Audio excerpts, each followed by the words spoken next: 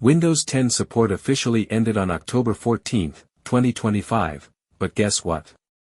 Microsoft is still releasing security updates through the Extended Security Updates Program, or ESU. In this video, I'll tell you exactly when the first ESU update is coming and what you need to know to stay secure even after end of support. The first Windows 10 ESU security update will be released on November 11, 2025.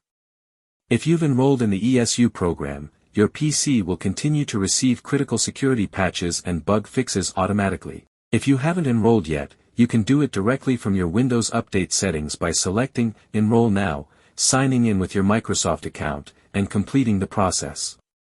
I've already made a step-by-step video showing exactly how to enroll in Windows 10 ESU, including payment and setup details.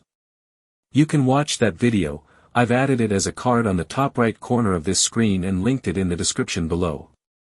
Once you're enrolled, your device will show an Enrolled in ESU message under Windows Update. From November 11, 2025, your Windows 10 will start receiving regular monthly security updates, keeping it safe and reliable even after end of support. So that's the release date and everything you need to know about the first Windows 10 ESU update. If you're still using Windows 10, this is the best way to stay protected without upgrading to Windows 11 just yet. Thanks for watching.